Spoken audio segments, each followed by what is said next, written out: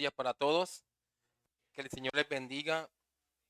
Ruego al Espíritu Santo para que en esta mañana se glorifique en nuestras vidas y la palabra nos edifique y nos lleve cada día a ser obediente al Señor. Amén. En el pasaje de las Escrituras que estudiaremos en esta mañana, estaremos hablando de un rey, específicamente del más grande rey, llamado en las Escrituras el Rey de Reyes, que vendría a esta tierra a cumplir con una tarea específica, la cual sería la salvación de su pueblo. Pero, como todo rey, antes de su venida, vendría otro antes que él a prepararle el camino, a anunciar su llegada. Vendría un precursor, el cual ya estaba determinado por Dios, Dios mismo, de que vendría. Marcos capítulo 1, versículos 2 y 3. Como está escrito en Isaías el profeta, he aquí yo envío mi mensajero delante de tu faz, el cual preparará tu camino delante de ti. Voz del que clama en el desierto, preparad el camino del Señor, enderezad sus sendas. El profeta Isaías profetizó que este mensajero vendría casi más de 500 años antes, y en estos momentos vemos cómo se cumple con la aparición de Juan el Bautista. Este hombre era el mensajero que había enviado Dios. ¿Y en qué consistía el ministerio de Juan el Bautista? El ministerio de Juan el Bautista consistió en llamar a Israel al arrepentimiento, en preparación para la llegada del Mesías. Y su ministerio fue tan impactante que las personas acudían en masas para escucharlo atentamente. Marcos capítulo 1, versículo 5. Y salían a él toda la provincia de Judea y todos los de Jerusalén, y eran bautizados por él en el río Jordán, confesando sus pecados. El impacto del ministerio de Juan fue tremendo. Y esto a pesar de que desarrolló su ministerio en un lugar poco convencional, el desierto, y de que anunció un mensaje poco atractivo, el arrepentimiento de los pecados. Ahora, en este versículo 5 resalta la palabra salían, que indica una acción continua. Día tras día, la gente de Jerusalén y las zonas aledañas salían para escuchar a Juan predicar y ser bautizados por él, como decía un comentarista, abro comillas, Juan vació las ciudades y llenó el desierto. El historiador Flavio Josefo confirma que esta descripción del ministerio de Juan decía que él habla de muchas personas que se congregaron para oír a Juan el Bautista, conmovidos tremendamente a escuchar sus palabras. Venían y recorrían grandes kilómetros para ir al desierto a escuchar a Juan. Sin embargo, vamos a ver ahora que luego de que Juan el Bautista prepara el camino, él habría de quitarse de en medio para que el rey ahora viniera a cumplir con su ministerio. Y esto es lo que vamos a ver en estos momentos. Acompáñenme entonces al texto que hay en nuestro hermano, a Marcos capítulo 1, versículos 14 y 15. Evangelio de San Marcos capítulo 1, versículos 14 y 15. Así dice la palabra del Señor. Síganme ahí en sus Biblias. Después que Juan fue encarcelado, Jesús vino a Galilea predicando el evangelio del reino de Dios, diciendo, el tiempo se ha cumplido y el reino de Dios se ha acercado. Arrepentíos y creed en el evangelio. Amén. El título para esta enseñanza está ahí claro. El mensajero y el mensaje. Luz en medio de tinieblas. El mensajero y el mensaje. Luz en medio de tinieblas. Veremos tres cosas aquí. Primero, el paso al mensajero. Segundo, el mensajero. Y tercero, el mensaje. Repito, el paso al mensajero en primer lugar, el mensajero en segundo lugar y el mensaje en tercer lugar. Veamos en primer lugar el paso al mensajero. Vean la primera línea que aparece en el versículo 14. Dice, después que Juan fue encarcelado. Lo que este punto nos va a mostrar es que definitivamente Juan el Bautista debía menguar. El Evangelio de San Juan, en el capítulo 3, versículo 30, se registran las palabras dichas por el mismo Juan acerca de su propósito. Y va a decir, es necesario que yo mengüe para que él crezca. Esto quiere decir que es necesario que yo pase a un segundo plano, que mi protagonismo disminuya. ¿Para qué? Para que el Señor Jesús tenga la prominencia y la mayor atención. Juan Bautista fue un hombre extraordinario, grandioso y tan asombroso que en el Evangelio de San Lucas, en el capítulo 3, versículo 15, la gente pensaba que él era Mesías. No, él no era el Mesías, hermano. No era el Mesías. Por eso es necesario que él mengue. Seguramente cuando las personas escuchaban hablar a Juan el Bautista, notaban en él a alguien entusiasta por las cosas de Dios, dinámico, que hablaba con claridad, poderoso en palabra y espíritu, y además dado a confrontar a la gente. Juan el Bautista, hermanos, fue el mayor profeta que jamás llamó Dios. Juan el Bautista fue un hombre que traía el mensaje de Dios, traía un mensaje de Dios. Habían pasado 400 años o más desde que apareció el último profeta. Es decir, 400 años de silencio de Dios. Y cuando Juan nació, se rompió el silencio. Se rompió. De allí que veamos a este profeta hablando en las escrituras con poder, con convicción y además siendo el precursor del Mesías, es decir, anunciando su venida. Y luego que lo ve y lo identifica, lo presenta a Israel y lo bautiza. Juan el Bautista fue un hombre que se dedicó a servir a Dios y a predicar el mensaje de parte de Dios. No vaciló, como podemos hacerlo nosotros. No tenía miedo, como podemos tener miedo nosotros. Y no tenía miedo hasta el punto de confrontar al mismo rey de la época, lo que le causó muchos problemas. El rey Herodes Antipas no le gustó, a ese rey no le gustó que Juan el Bautista lo confrontara públicamente por su pecado. Marcos capítulo 6, versículo 17 al 19. Porque el mismo Herodes había enviado y prendido a Juan y le había encadenado en la cárcel por causa de Herodías, mujer de Felipe su hermano, pues la había tomado por mujer. Versículo 18, porque Juan decía a Herodes, no te es lícito tener la mujer de tu hermano. Hoy en día vemos cómo son amados por las congregaciones aquellos ministros que predican la palabra de una manera tan liviana y tan atractiva para el oído de las personas, debido a que el predicador no se mete con sus pecados. Él predica, no se mete con sus pecados y la gente lo ama porque la gente ama el pecado y no quiere dejar el pecado. Si no se mete con mis pecados, este predicador es excelente. Los pecadores deben seguir a ministros que sean fieles a Dios. Juan el Bautista era un ministro fiel de Dios, que cuando vio que Herodes tomó la mujer de su hermano, lo confrontó. Y Juan el Bautista no le dijo a Herodes, ojo, no le dijo, Herodes, fallaste. Herodes, cometiste un error. No, él no dijo eso. Él no dijo eso. Juan fue claro con Herodes. Eso que tú hiciste es pecado. Tomar a la mujer de tu hermano y casarte con ella es adulterio. Eres un adúltero. Y en ese sentido violas la ley de Dios. Fue claro. Pero a Herodes no le gustó. ¿Cuál fue entonces la reacción de Herodes cuando Juan el Bautista lo confrontó? Como todo buen pecador, al que no le gusta que le digan la verdad en su cara, se enojó con Juan. Se enojó con Juan. Luego lo mandó a capturar. Mandó también que le colocaran cadenas, lo llevaran a la cárcel. Se cree entonces que Juan el Bautista fue encarcelado en una fortaleza o un castillo levantado sobre una colina ubicada en la frontera entre Judea y Arabia, y ese castillo se llamaba Maqueronte. Maqueronte. Y este lugar Maqueronte servía además de cárcel como también de fortaleza militar y lugar de descanso y relajación de Herodes Antipas. Ahí llevaron a Juan el Bautista. Juan el Bautista entró a ese lugar preso por causa de su fe, por ser un testigo fiel de Jesucristo, por ser un ministro competente, por ser un predicador de la verdad. Juan el Bautista, hermanos, fue aborrecido sin causa, así como su Señor. Por eso lo encarcelaron. Y entró a ese lugar para nunca más salir. Porque más adelante veremos que luego de 2 años preso aproximadamente, fue asesinado en ese lugar. Juan el Bautista desapareció entonces del panorama. Así que al ir Juan a la cárcel, eso es un indicio de que su ministerio iba llegando a su final para que el Señor Jesucristo iniciara su ministerio. Hasta aquí entonces el paso al mensajero. Veamos en segundo lugar el mensajero. Sigue diciendo el texto, Jesús vino a Galilea predicando el evangelio del reino de Dios.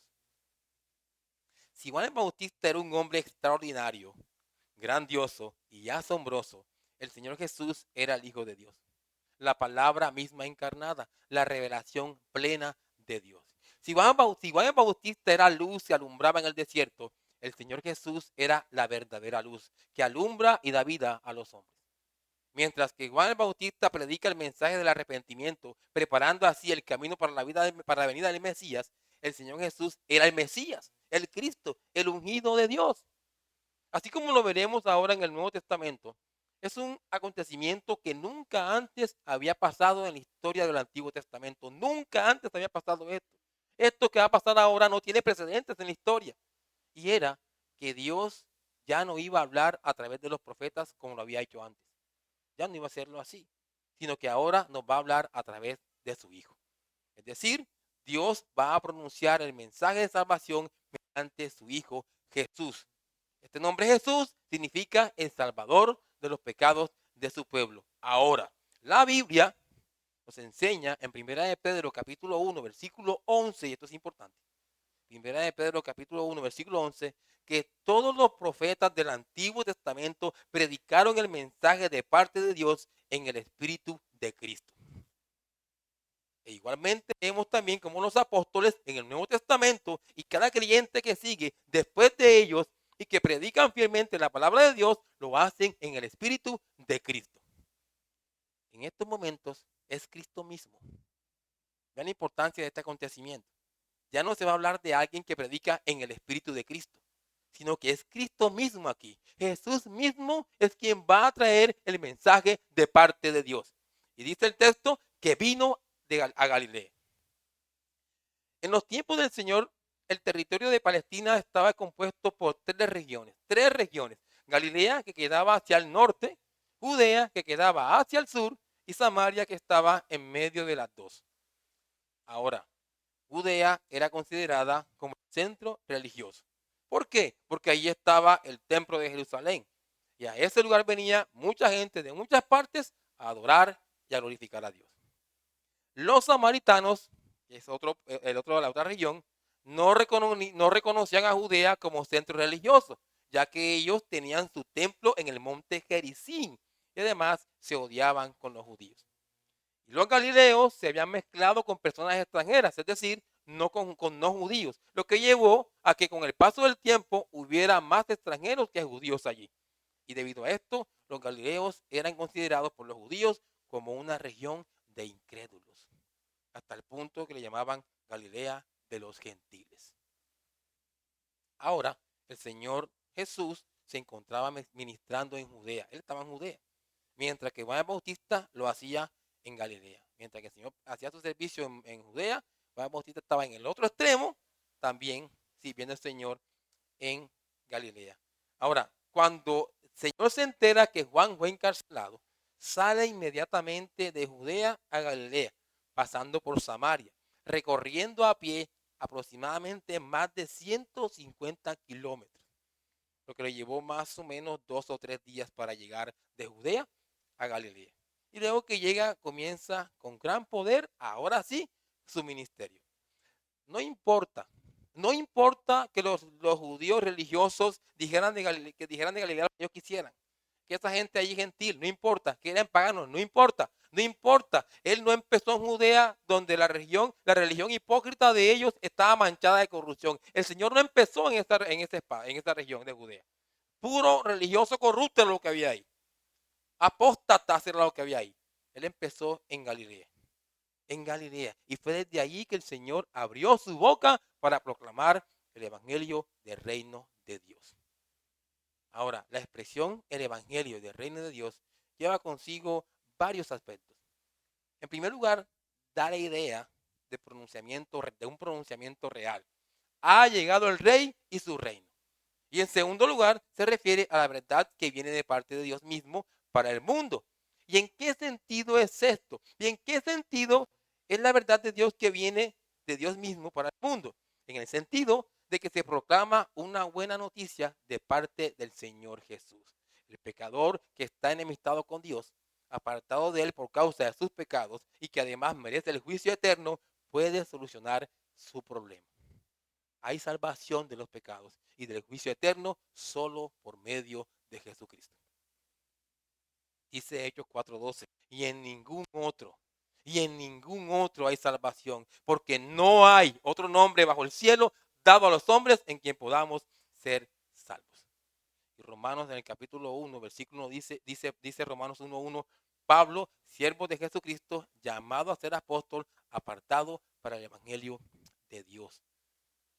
Segundo Corintios 11:2 dice, porque yo humillándome a mí mismo, pequé yo humillándome a mí mismo para que vosotros fuesen enaltecidos por cuanto os he predicado el evangelio de Dios de balde.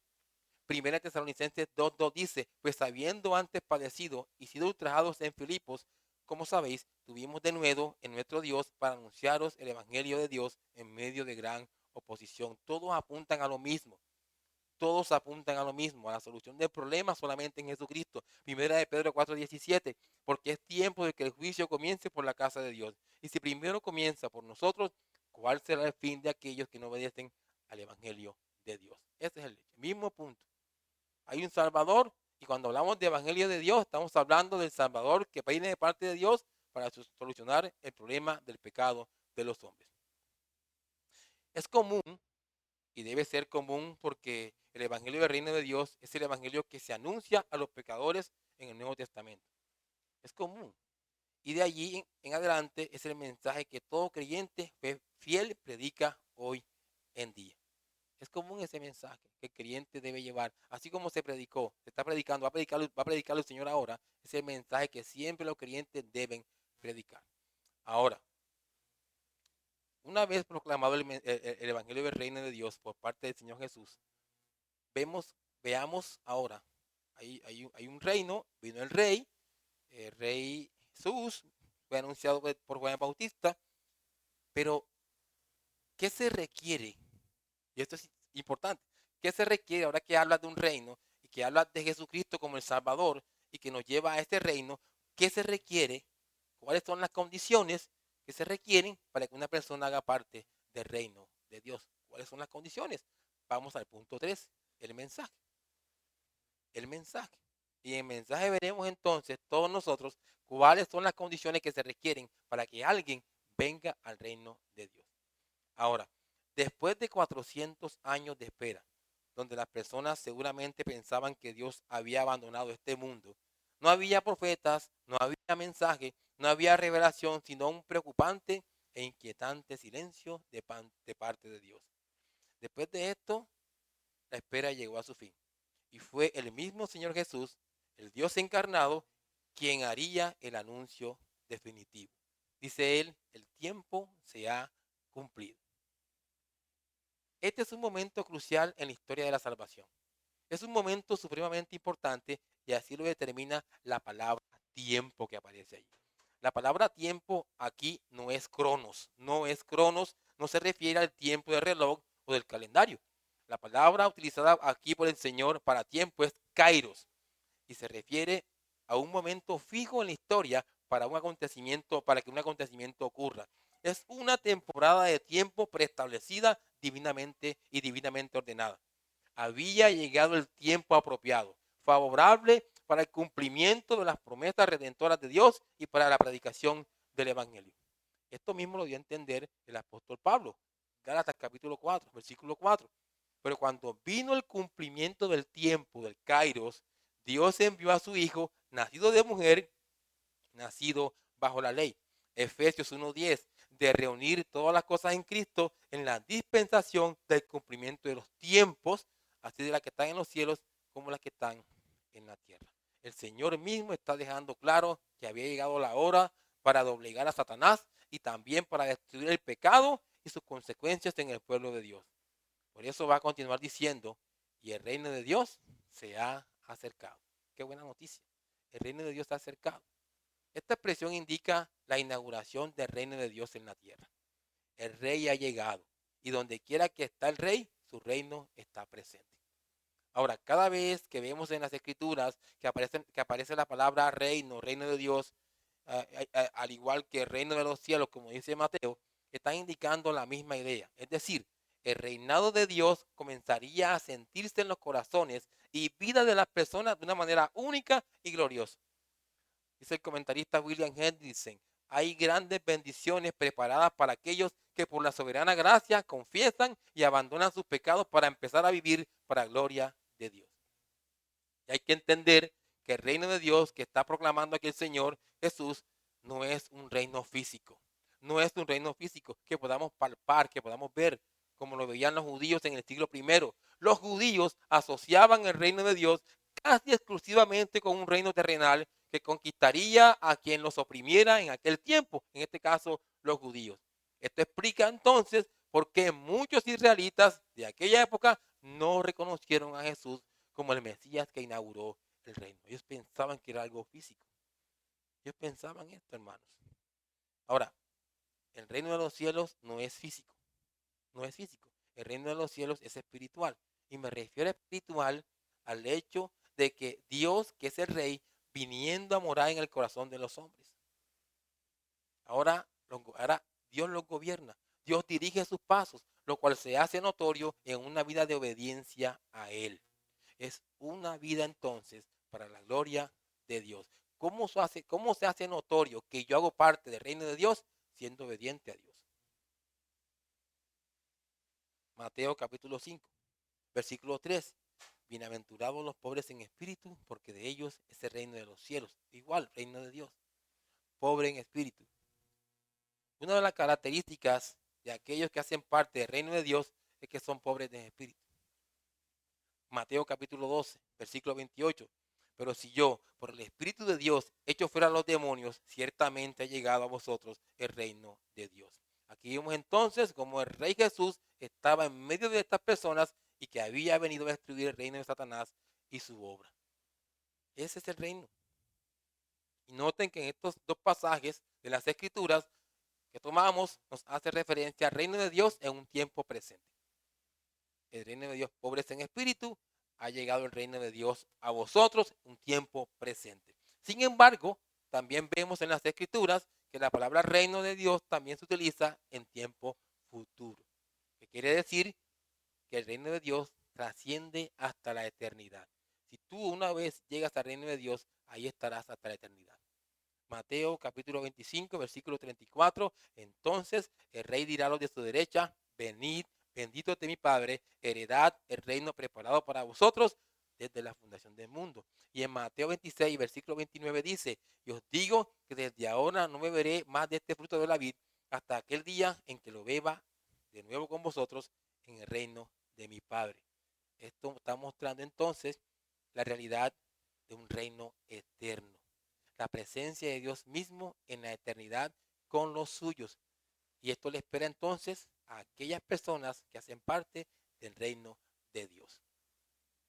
Dice William Hendrickson, Jesús habló de la obra de salvación como el reino o reinado del cielo, a fin de indicar el carácter, origen y propósito sobrenatural de nuestra salvación. Nuestra salvación comienza en el cielo y debe redundar para la gloria del Padre que está en el cielo. Por tanto, al usar este término, Cristo defendió aquella verdad tan preciosa que todos los creyentes, tan preciosa para todos los creyentes, que todo está subordinado a la gloria de Dios.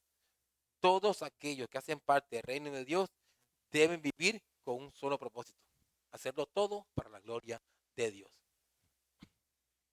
Ahora, luego de que el Señor Jesús nos hablará del reino de Dios, nos va a mostrar en estos momentos las dos condiciones que deben cumplir aquellos que van a ser parte del reino de Dios.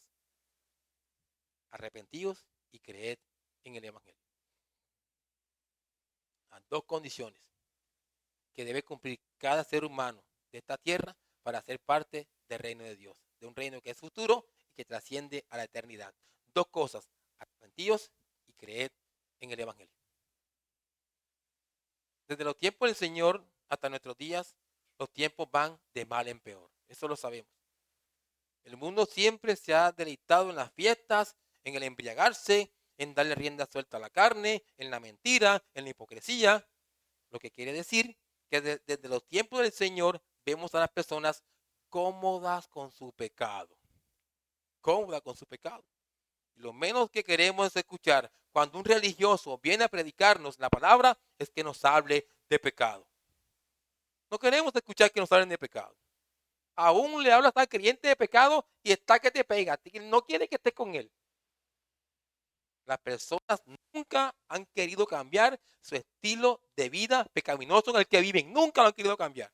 Es por eso que en el contexto en el que estaba el Señor, primero en el contexto de Judea, que era el centro religioso, y donde estaba el templo de Jerusalén, la religión estaba corrompida. Lo que quiere decir que el pecado gobernaba la vida de la mayoría de los dirigentes religiosos. Vean el pecado. Pecado. En Samaria, ellos ni adoraban en Jerusalén, sino que adoraban en el monte Gerizim. Y de palabras del Señor en Jesús, en Juan, ellos no sabían lo que adoraban.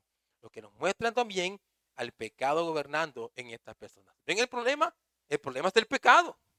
Y en Galilea, que era el lugar donde estaba el Señor, había una mezcla de judíos con extranjeros, lo que nos lleva a que señalaran a estas personas como paganos, como incrédulos. Esto nos muestra también la realidad del pecado en los galileos. Ven aquí que lo que vemos aquí es que el problema es el pecado. La gente no quiere que le hablen de pecado, pero el problema es el pecado. El creyente tiene que hablar de pecado. Y así como Herodes Antipas, al que no le gustó que le mostraran su pecado, junto con su carácter depravado y miserable pecador, de igual forma a nadie le gusta que le muestren su pecado. A nadie. Sin embargo, el Señor Jesús vino a hablarle con claridad acerca del mensaje de Dios y les va a decir a los galileos inicialmente arrepentidos. A él no le interesaba si la gente no le gustaba. Él sabía cuál era el problema de ellos y va a atacar el problema. Arrepiéntanse. En otra traducción sería convertidos. El mensaje principal de Juan el Bautista, que fue el heraldo de Jesús, era arrepentidos, porque el reino de los cielos se ha acercado. Este llamado al arrepentimiento era un llamado urgente a los pecadores. Nadie que se niegue a arrepentirse puede entrar en el reino de Dios. Nadie. Nadie. El arrepentimiento es un requisito previo, una condición necesaria para la salvación. La palabra arrepentimiento significa sufrir un cambio de mentalidad. Y aquí podemos preguntarle a ustedes, ¿han sufrido un cambio de mentalidad? Este cambio de mentalidad no es un simple cambio, no es un simple cambio, sino un cambio completo en la dirección de nuestras vidas. Implica un giro radical de vida, un giro radical del pecado a Cristo. El arrepentimiento tiene como característica la contrición, la cual significa un dolor profundo por haber ofendido a Dios. ¿Cuántos hay que ni siquiera les duele pecar? ¿Cuántos hay creyentes que todavía les agrada el pecado? Aquí nos está mostrando la palabra arrepentimiento, que al creyente, que a la persona que verdaderamente experimenta el arrepentimiento, le duele el pecado, le duele ofender a Dios. La persona contrita confiesa su pecado de manera abierta y clara, sin intentar buscar excusas o justificarlo. Este reconocimiento del pecado viene acompañado de una voluntad firme y una resolución seria de abandonarlo. El Salmo 51 nos muestra, como en ningún otro salmo, la preocupación y los deseos de un pecador arrepentido. En este salmo, David, el rey David, confiesa sus pecados, ora para ser perdonado, pide paz para su conciencia, pide gracia del cielo para no volver a pecar, promete hacer todo cuanto pueda para glorificar a Dios. Vean, este hombre arrepentido. Cuando le ofrecemos a Dios nuestro arrepentimiento, un espíritu de verdadera contrición, Él nos promete perdonarnos y restaurarnos a la comunión con Él. Si confesamos nuestros pecados, Él es fiel y justo para perdonar nuestros pecados y limpiarnos de toda maldad. Primera de Juan, capítulo 1, versículo 9. Ahora, existe el peligro del falso arrepentimiento, el cual se caracteriza por una tristeza mundana. Esto quiere decir que cuando la persona peca, le da es un terror las consecuencias que pueden sobrevenir para él. Vean lo que piensa, lo que le puede pasar a él. Aquí no hay un cambio genuino de corazón, como tampoco una renuncia al pecado. Fácilmente se puede recaer en el mismo pecado una y otra vez, una y otra vez. Así que hay que evitar no caer en estas situaciones. El Señor Jesús le deja claro a los galileos que lo escuchan que después de arrepentirse o después de volverse de su pecado y de la incredulidad, los pecadores deben creer en el Evangelio. Primera condición, arrepentirse. Segunda condición, creer en el Evangelio. Si el arrepentimiento humilla al hombre pecador y lo lleva a ver cuán malo es, el creer en el Evangelio lo lleva aún más abajo, a buscar la solución del problema de su pecado fuera de él. Lo hace ver impotente, débil, pequeño, a darse cuenta sin ninguna duda que es una criatura que necesita urgentemente de Dios. Y esto lo digo porque la salvación que Dios ofrece a los hombres se encuentra solamente en Dios, no en el hombre. Lo humilla, lo lleva al piso cuando le dicen creen en el Evangelio. El llamado que el Señor Jesús hace a los hombres a creer en el Evangelio no es un llamado a salvarse por sus obras. Y la gente hoy en día cree que se puede salvar por sus obras. Y la gente se para en el púlpito a decir, te puedes salvar por tus obras. Cuando el Señor me dice a mí, cree en el Evangelio, no es un llamado a salvarse por obras. No lo es. Es un llamado a depositar nuestra confianza en el Señor Jesucristo. Por eso debemos creer en el Evangelio, que es la buena noticia que anuncia a los hombres paz con Dios. El pecador se puede reconciliar con su Dios solamente por medio de la fe en Jesucristo. Justificados pues por la fe, tenemos paz para con Dios por medio de nuestro Señor Jesucristo, como dice Romanos capítulo 5, versículo 1. Dice Romanos capítulo 10, versículo 9, si confesares con tu boca que Jesús es el Señor y creyeres en tu corazón que Dios le levantó de los muertos, serás salvo. Este tipo de creencia no es una fe vacilante, no es fantasía, sino una aceptación de todo corazón de la persona y la obra de Cristo. Es fe, no obras. Los reformadores resumieron esta realidad con dos palabras: solo Cristo. Solo Cristo. Dice el Catecismo de Heidelberg, abro comillas, la verdadera fe no es un solo acontecimiento indefectible por el cual tengo por cierto todo lo que el Señor nos ha revelado en su palabra, sino también una verdadera confianza que el Espíritu Santo infunde en mi corazón por el Evangelio, dándome la seguridad de que no solo a otros, sino que también a mí mismo Dios otorga la remisión de los pecados, la justicia y la vida eterna, y eso de pura gracia y solamente por los méritos de Jesucristo. Y cuando una persona tiene claro esta realidad en su vida, será un creyente genuino, cuyo propósito siempre será la gloria de su Señor. Así que lo que vemos en estos momentos que hace el Señor Jesús al predicar en Galilea es proclamar el mensaje de libertad del pecado para todos los que creen en Él. Para todos. Y no solo a los galileos, sino también al mundo entero.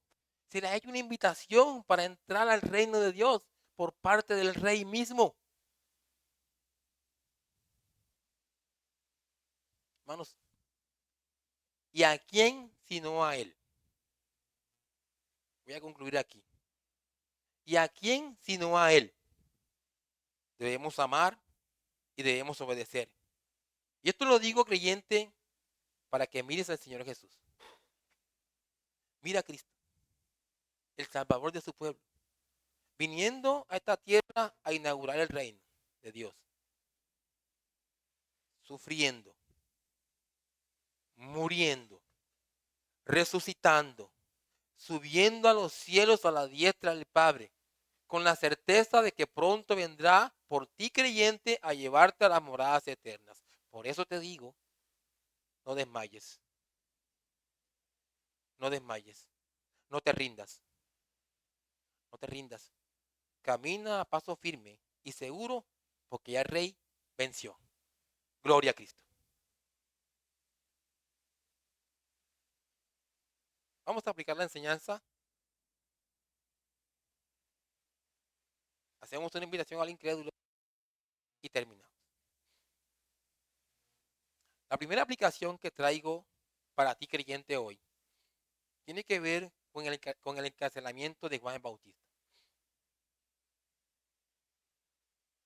¿Por qué fue encarcelado Juan?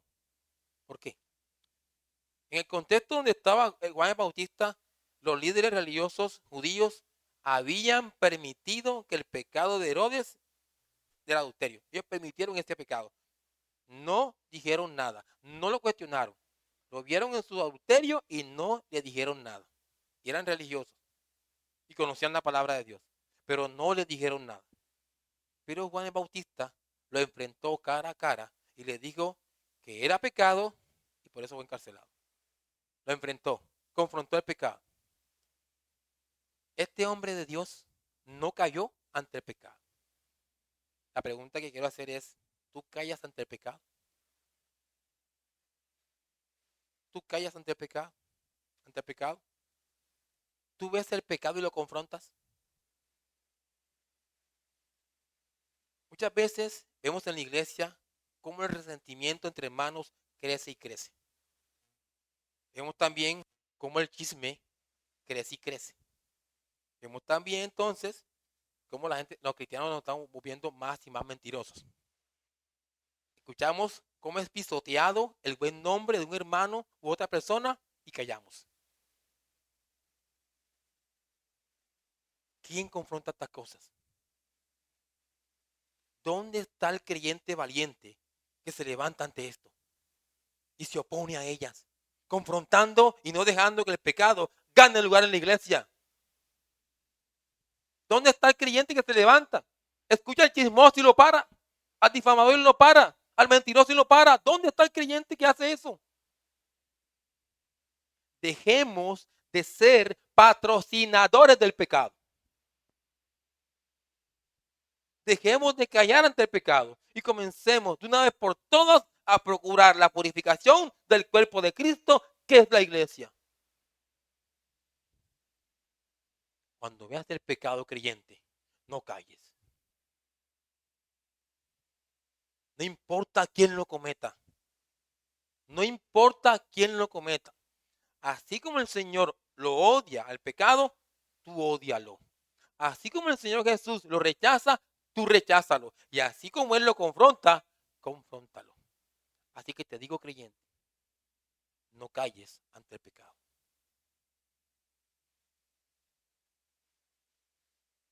En segundo lugar,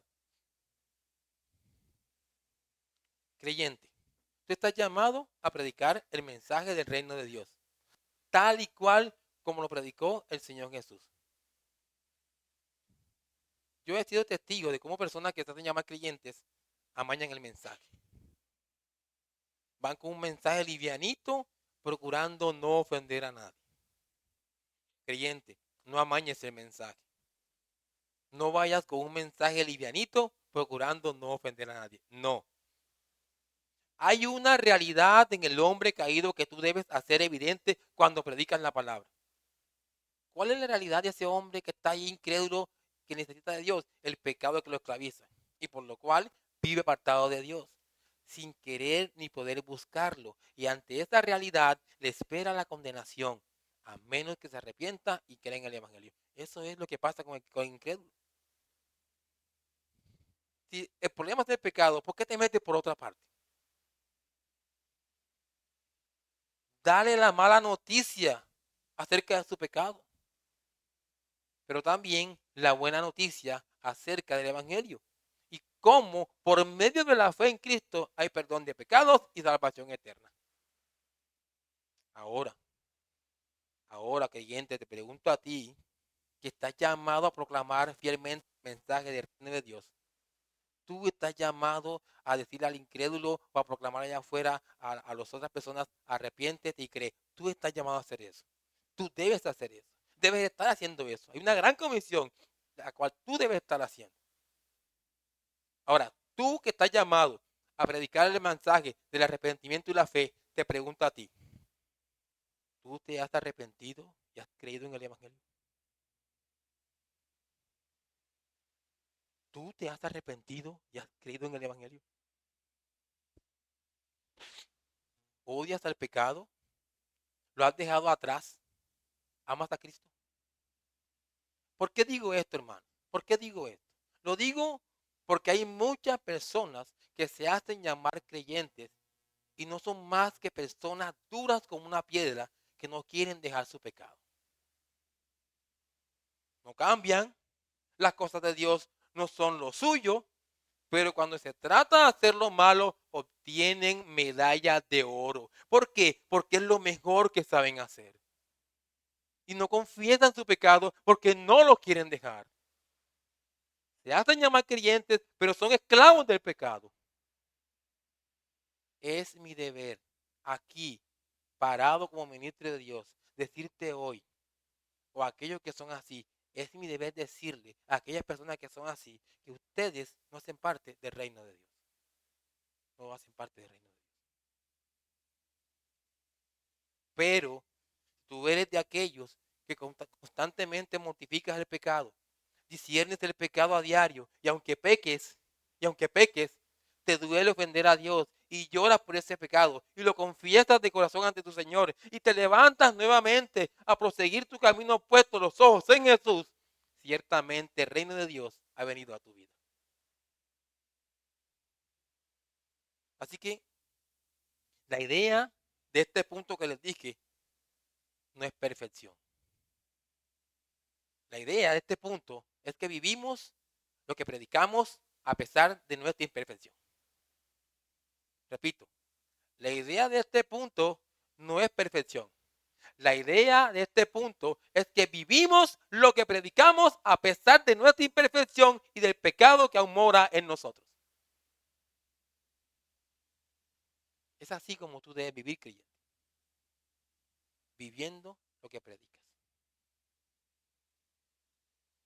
No te prestes para que el mundo vea a alguien que en la iglesia es una cosa y afuera es otra cosa. No.